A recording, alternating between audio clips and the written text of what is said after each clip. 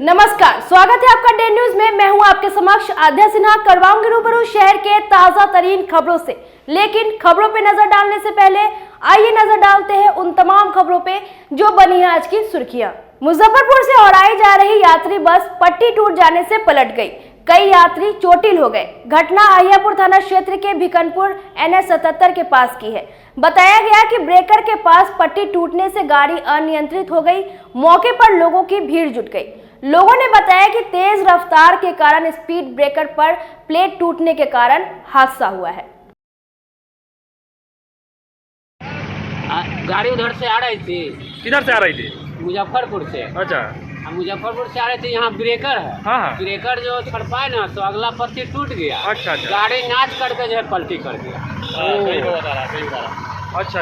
हाँ। बैठे हुए सही है। हम यहीं पर बैठे हुए हैं सर। आप मैंने देख रहे हैं कि कैसे क्या कर रही है? हम देख रहे थे कि कैसे गाड़ी जो नाचा है कैसे पलटी किया। अच्छा, तो ये गाड़ी कहाँ जा रही थी? गाड़ी दीघा जा रही थी। दीघा जा रही थी। तो कितने इसमें पैसेंजर बैठे हुए थे? वही 20-25 गो थे। 25 गो। कोई इससे और खतरा भी आया इसमें? नुकसान किसी का नहीं हुआ है। थोड़ा मोड़ा चोट जो है गिरने के बाद लगा है। अच्छा, प्रशासन आई है वहाँ पे? जी आई थे। तो कैसे लोगों को निकाला गया?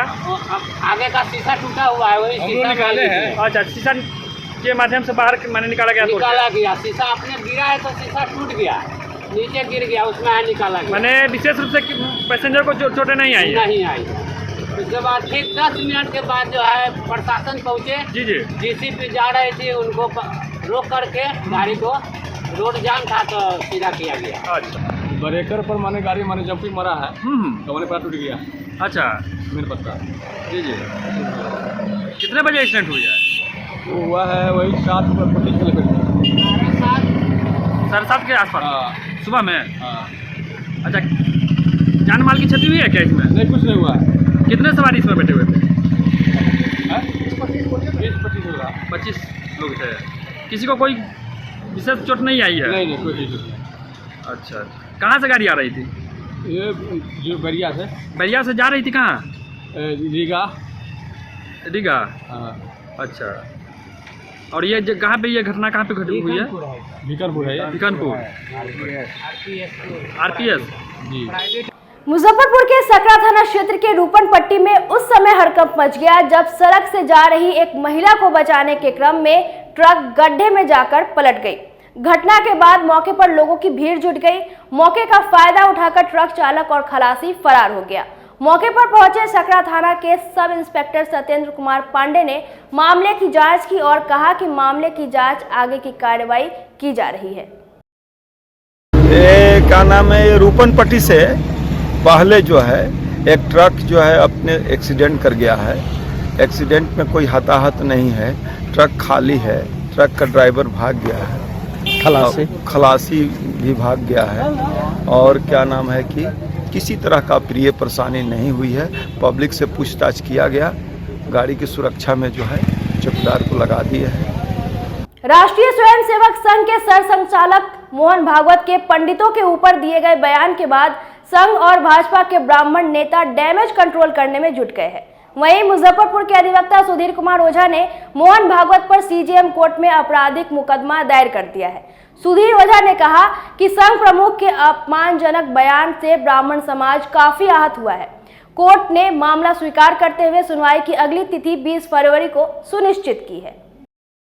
महाराष्ट्र के मुंबई में रविदास जयंती के समय संघ प्रमुख मोहन भागवत जी के द्वारा 5 फरवरी को एक बयान दिया गया एक कार्यक्रम में, जिसमें कहा गया कि हिंदुओं में जाति का जो विभाजन किया गया वह ब्राह्मण पंडितों के द्वारा की गई है और उनके द्वारा इस तरह का बंटवारा जातियों में किया गया है।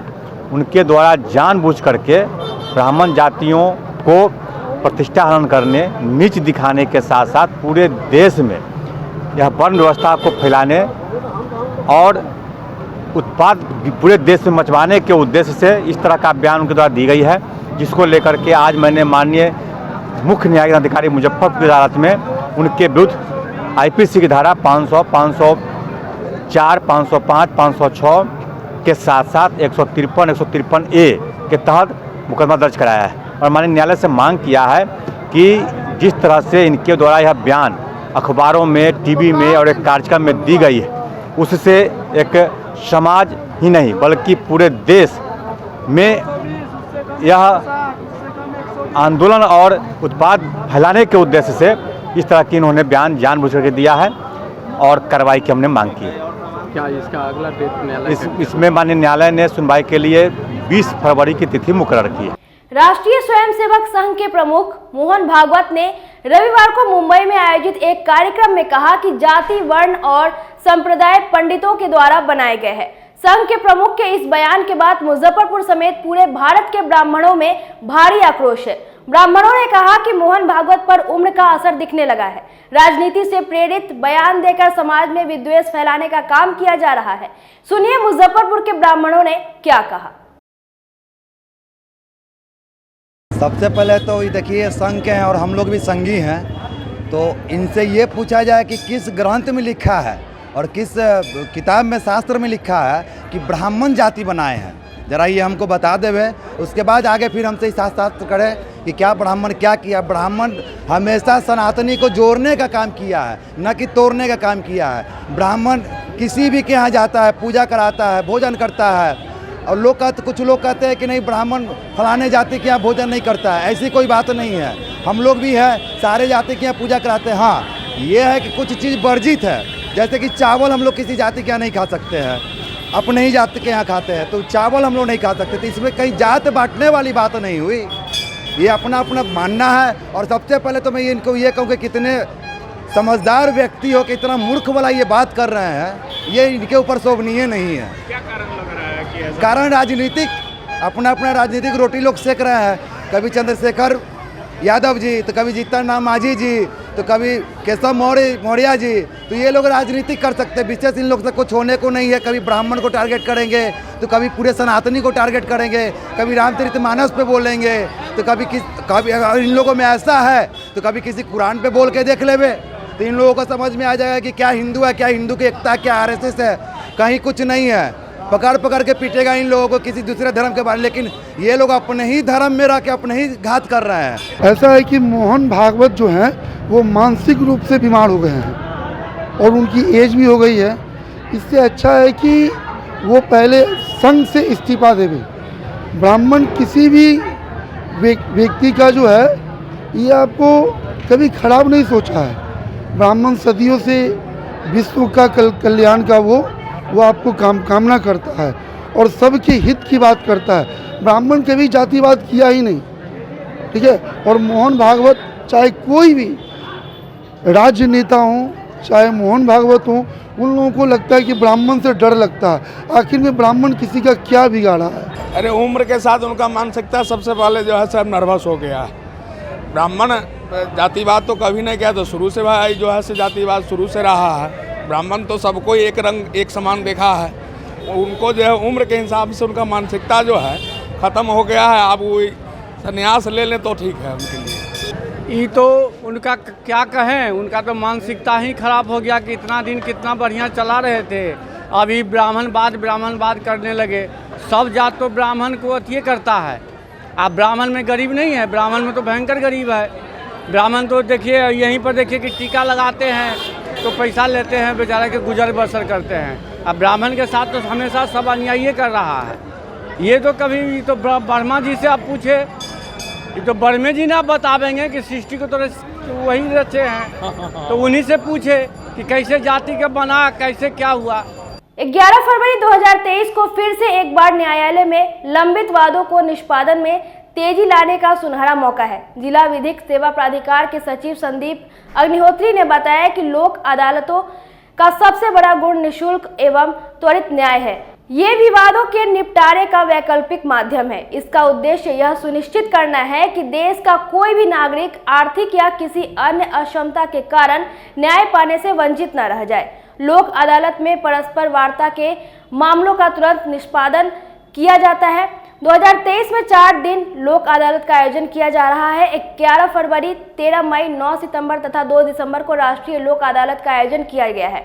दोनों पक्ष मुकदमा पूर्व वाद में एनआई एक्ट की धारा 133 के अंतर्गत वाद, वसूली वाद, बिजली और पानी के मामले, भरण पोषण एवं अन्य सिविल विवाद का निपटारा किया जाएगा। क्या आयोजन होने वाला है? हाँ, आगामी 11 फरवरी को यहाँ व्यवहार न्यायालय परिसर में राष्ट्रीय लोक अदालत का आयोजन किया जा रहा है। इसमें मुजफ्फरपुर की समस्त जनता से मेरा अनुरोध है कि इस सुनहरे अवसर का लाभ उठाएं। क्या क्या उसमें निपटारा होगा और कितना इस बार लक्ष्य रखा गया है, कितने आवेदन आए हैं, कुछ ऐसा कुछ? देखिए, लोक अदालत में सुलहनी आपराधिक मामलों का निपटारा होता है, पारिवारिक विवाद मामलों का होता है, बैंक ऋण से संबंधित मामलों का निपटारा होता है, चेक बाउंस के मामले हैं, मोटर दुर्घटना वाद हैं जो दावा वाद होते हैं। इसके अलावा लेबर एक्ट से संबंधित केसेस हैं, वेट मेजरमेंट से संबंधित केसेस हैं। तो तमाम प्रकार के केसेस का निस्तारण होता है और इस बार लगभग 20,000 के आसपास प्री लिटिगेशन केसेस चिन्हित किए गए हैं और 5,000 के आसपास कोर्ट में लंबित मामलों को चिन्हित किया गया है। इस बार क्या अपील करना चाहेंगे कि वो लोग इस सेवा से जुड़कर लाभ उठाएं? देखिए, इस बार वादकारियों की सुविधा के लिए बेंचेज की संख्या पिछली बार की लोक अदालत से लगभग डबल कर दी गई है। इस बार 35 बेंचेज बनी हुई हैं और उनकी सुविधा के लिए यह भी ख्याल रखा गया है कि ज़्यादा से ज़्यादा बेंचें उनके जो प्रिजाइडिंग ऑफिसर्स हैं जिस न्यायालय में काम करते हैं वहीं पे वो बेंच का माने संचालन करेंगे। तो इस अवसर का लाभ उठाएं सभी लोग। अपने छोटे छोटे मुकदमे जो बरसों तक लंबित रह जाते हैं उनको आके सुलह के आधार पर ख़त्म कराएं, अपने समय और धन की बचत करें और मानसिक शांति पाएं। मंगलवार को नीति आयोग के द्वारा चलाए जा रहे आकांक्षी जिला कार्यक्रम की समीक्षा बैठक जिला अधिकारी प्रण कुमार तथा उप विकास आयुक्त आशुतोष द्विवेदी ने संबंधित विभागों के साथ समाहरणालय सभागार में की। मंगलवार को मुजफ्फरपुर समाहरणालय में आयोजित बैठक में डीएम प्रण कुमार ने आकांक्षी जिला कार्यक्रम की समीक्षा की, साथ ही नीति आयोग के चल रहे सभी कार्यक्रमों पर चर्चा भी की गई। निर्देश दिया गया कि क्रियान्वयन एजेंसी को यूजर एजेंसी के साथ समन्वय स्थापित कर कार्य किया जाए। कहा कि प्राथमिक विद्यालय से मध्य विद्यालय और मध्य विद्यालय से उच्च विद्यालय में 100% अपग्रेडेशन और नामांकन सुनिश्चित कराई जाए। बताते चले कि आकांक्षी जिला कार्यक्रम नीति आयोग की एक महत्वाकांक्षी योजना है जिसमें स्वास्थ्य, पोषण, शिक्षा और कई विभाग सम्मिलित है, जिनके लिए कुछ इंडिकेटर बनाए गए हैं और इन इंडिकेटरों के आधार पर जिला के विकास को सुनिश्चित किया गया है। आकांक्षी जिला कार्यक्रम में जिलों की प्रतिमाह रैंकिंग जारी की जाती है, जिसमें मुजफ्फरपुर 2022 में प्रथम स्थान प्राप्त कर चुका है। मुजफ्फरपुर के खुदीराम बोस खेल मैदान में चल रहे द्वितीय ललित विजय कप राज्य स्तरीय फुटबॉल प्रतियोगिता पर सिवान की टीम ने कब्जा जमा लिया। रोमांचक फाइनल में उसने सर्विस क्लब मोतिहारी को अतिरिक्त समय में 1 गोल से पराजित किया। जिला फुटबॉल संघ के अध्यक्ष Ashwini Khatri, GD mother international school के निदेशक पंकज कुमार एवं अन्य अतिथियों ने विजेता और उप विजेता टीम को चमचमाती ट्रॉफी प्रदान की। आयोजन समिति की ओर से सिवान टीम के स्ट्राइकर उस्मान को golden boot, Motihari service club के जितेश को सर्वश्रेष्ठ खिलाड़ी, इसी टीम के गोली वाई चाउ को सर्वश्रेष्ठ गोलकी का पुरस्कार दिया गया। कार्यक्रम का संचालन अजीत कुमार और धन्यवाद ज्ञापन आयोजन सचिव चंद्रशेखर कुमार चंदू ने किया। आज के मैच में मोतिहारी टीम ने विनोद होदरा को बेस्ट 22 और सिवान टीम के उस्मान को बेस्ट 11 का पुरस्कार दिया गया। इससे पहले आयोजन समिति के संरक्षक छाया देवी और विनीता आर्या ने दोनों टीमों के खिलाड़ियों से परिचय प्राप्त कर मैच का शुभारंभ किया। मौके पर उन्होंने बुजुर्ग फुटबॉलर, पत्रकार और उदयमान खिलाड़ी का सम्मान भी किया। स्पोर्टिंग क्लब द्वारा आयोजित ललित विजय मेमोरियल फुटबॉल टूर्नामेंट का आज फाइनल हुआ, जिसमें सिवान की टीम विजेता हुई है। सिवान टीम को 11,000 रुपये का पुरस्कार दिया गया है। मोतिहारी टीम को 5,000 का रनर के दिया गया है। गोल्डन बूट में हम लोग 2100 रुपया दिए हैं। मैन ऑफ द टूर्नामेंट का 3100 रुपया दिए हैं और बेस्ट गोलकीपर का प्राइज हम लोग 2100 रुपया दिए हैं। हम आशा करते हैं कि जिस हिसाब से आज का यहाँ स्पोर्ट्स हुआ है और खेल हुआ है और दर्शक का जो सहयोग मिला है, तो फिर हमको अगले साल कराने के लिए इसमें जज्बा हमको पता चल जाता है कि भाई हमको इस तरह का करना चाहिए। मैं चंद्रशेखर कुमार चंदू, धन्यवाद ज्ञापन करते हुए ये आपको कह रहे हैं कि इस तरह का टूर्नामेंट का आयोजन हम करेंगे। और अभी एक आध मेरे स्पॉन्सर ये भी बोले हैं कि भाई आप स्कूल का भी टूर्नामेंट कराइए, स्कूल में भी हम लोग सहयोग करेंगे। अखिल भारतीय विद्यार्थी परिषद बिहार विश्वविद्यालय शाखा द्वारा कुलपति के चैम्बर में परीक्षा परिणाम बिना पेंडिंग के 30 दिन के अंदर में जारी किए जाने सहित 9 सूत्री मांगों को लेकर विद्यार्थी परिषद ने मंगलवार को बिहार विश्वविद्यालय के कुलपति चैम्बर में अनिश्चितकालीन धरना शुरू कर दिया है। प्रदेश कार्यकारिणी सदस्य सह सीनेट सदस्य केसरी नंदन शर्मा ने बताया कि 9 सूत्री मांग पिछले सीनेट की बैठक से उठाया जा रहा है।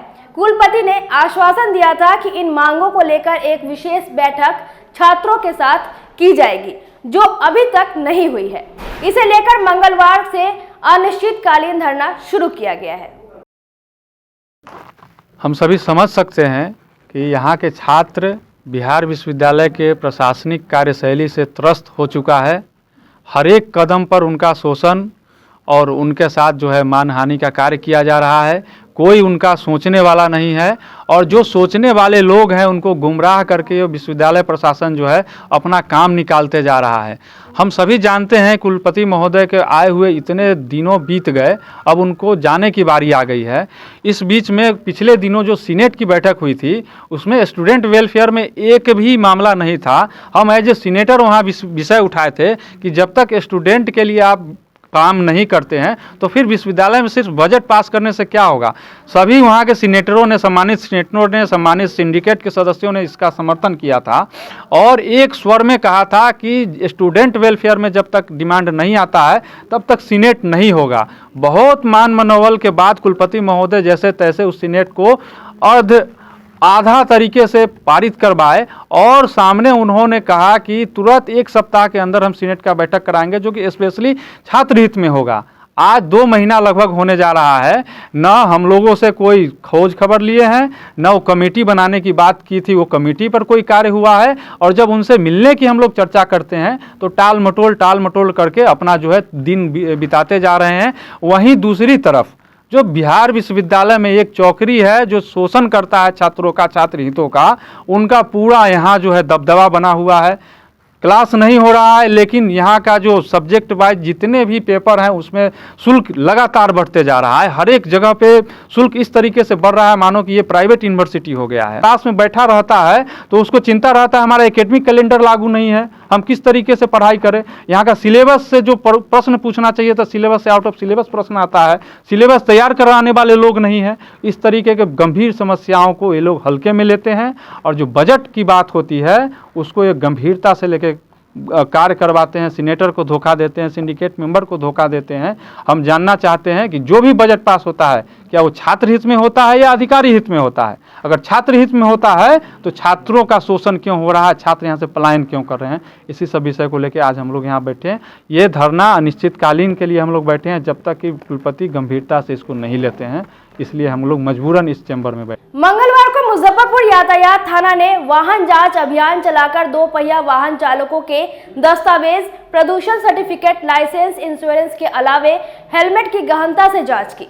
दरोगा सादरे आलम ने कहा कि बाइक चलाने के दौरान हेलमेट का इस्तेमाल अवश्य करें, लापरवाही करने पर चालान कटेगा। बता दें कि पुलिस प्रशासन के द्वारा जिले में लगातार वाहन जांच अभियान चलाया जा रहा है। पुलिस की कार्रवाई से मोटरसाइकिल चालकों में हड़कंप मचा हुआ है।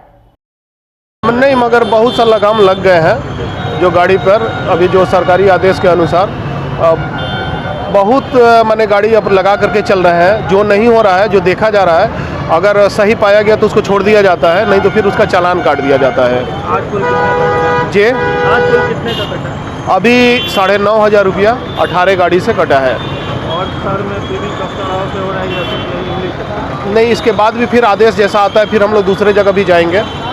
घूम करके हर जगह होता है, हर रोज। जी आदेश क्या जी आदेश है कि जैसे आगे गाड़ी का नंबर नहीं है, पीछे गाड़ी का नंबर नहीं है, या ट्रिपल लोडिंग है, हेलमेट है, उसका चालान काटना है। देख करके उसके डिग्गी को भी हम लोग चेक करते हैं। जैसे आपका सुरक्षा, आपके परिवार का सुरक्षा, जब आप सेफ रहिएगा आपका परिवार सेफ रहेगा। इनरव्हील लिच्छवी की ओर से मंगलवार को मुजफ्फरपुर के मिठनपुरा स्थित वृद्धा आश्रम में 50 किलो चावल, 20 किलो प्याज, 30 किलो आलू, 10 किलो गोभी, 5 किलो मटर, 3 किलो लहसुन और 1 किलो धनिया प्रदान किया गया। क्लब की अध्यक्ष प्रेरणा नाथ ने बताया कि प्रत्येक दिन 2 लीटर दूध भी दिया जाएगा। समाज के अन्य वर्गों से भी आग्रह करते हुए क्लब की अध्यक्ष प्रेरणा नाथ ने कहा कि सामर्थ्य अनुसार यहां सहयोग करें। मौके पर मीरा चौधरी, रीता परासर, मीरा श्रीवास्तव और पिंकी सिन्हा सहित क्लब की अन्य सदस्य मौजूद रहे। आज इनरवेल लिच्छवी की तरफ से हमारे यहाँ जो मिठनपुरा में वृद्धाश्रम है जो सुनील जी चला रहे हैं और जिसके संस्थापक वही हैं, हम लोग इस संस्था को हम लोगों ने दिल से अडॉप्ट किया है और हमेशा हम लोग इसके लिए काम करते रहते हैं। कोई भी तरह की ज़रूरत होती है तो हम इसे ज़रूर पूरा करते हैं और समय से समय हम जैसे अभी हमने सब्जी दिया है, इसके पहले हमने जो मकर संक्रांति का टाइम था उसमें हमने दही चूड़ा या जो भी जितने भी वृद्ध रहते हैं यहाँ पे 10-12 जितने भी वृद्ध रहते हैं उनके लिए हमारे दिल में बहुत ही श्रद्धा है, क्योंकि ये सारे कहीं ना कहीं से अपने घर से बिछड़े हुए हैं। तो हमें कहीं ना कहीं हम समाज की रिस्पॉन्सिबिलिटी बनती है कि हम उनके लिए कुछ करें और सुनील जी आगे बढ़ के कर रहे हैं तो हम उनका सहयोग करने के लिए कभी भी पीछे नहीं हटते हैं। तो आज हमारा यही प्रोजेक्ट था कि हमने आज कुछ ग्रीन वेजिटेबल्स दिया है यहाँ पे, जिसकी ज़रूरत रहती है यहाँ पे हमेशा, क्योंकि ये खुद से ही करते हैं, कोई इनको कहीं से ऐड नहीं आता है। तो हमसे जितना हो पड़ता है हम समय टू समय करते रहते हैं। को 2 लीटर दूध इनरवेल लिच्छवी की तरफ से जाएगा, तो वो हम लोग हर महीने आके पहले पेमेंट करते हैं और इनके पास 2 लीटर दूध हमारी ओर से आ रहा है। आज के लिए बस इतना ही। कल फिर मिलेंगे कुछ नई खबरों के साथ। तब तक मुझे और मेरे पूरे न्यूज टीम को दीजिए इजाजत। नमस्कार। SK banquet hall, central bank के सामने, मेन रोड, माड़ीपुर, मुजफ्फरपुर का एकमात्र बैंक्वेट हॉल है जहां आप बर्थडे पार्टी से लेकर शादी विवाह तक का कर सकते हैं आयोजन। 2500 स्क्वायर फीट का 3 बड़ा hall, seminar, wedding ceremony, kitty party या बर्थडे पार्टी के साथ अन्य आयोजन को किया जा सकता है। 24 घंटे बिजली पानी के अलावे पार्किंग और लिफ्ट की सुविधा है उपलब्ध। फुल्ली एयर कंडीशन, 1 2 नहीं 18 बाथरूम और कई कमरे हैं उपलब्ध। बुक करने के लिए आज ही संपर्क करें। एरिया वाइज एक फ्लोर का एरिया 2500 स्क्वायर फीट है फर्स्ट फ्लोर का, सेकंड फ्लोर का भी सेम है, थर्ड फ्लोर का भी सेम है, फोर्थ फ्लोर का भी सेम है। ये मैरिज के लिए सबसे अच्छा है, क्योंकि बड़ा एरिया आप चाहे तो 1000 आदमी का भी पार्टी इसमें कर सकते हैं, 500 का भी कर सकते हैं, 200-100 का भी करना हो, कोई बर्थडे करना हो, कोई भी पार्टी करना हो तो आप इसमें आराम से कर सकते हैं, क्योंकि 3 हॉल है एक साथ में, तो आप बड़ा से बड़ा भी पार्टी इसमें कर सकते हैं। इस शो के प्रायोजक है मां भवानी डेकोर प्राइवेट लिमिटेड, मतलब a complete floor solution, new 0 mile Dadar road, Muzaffarpur.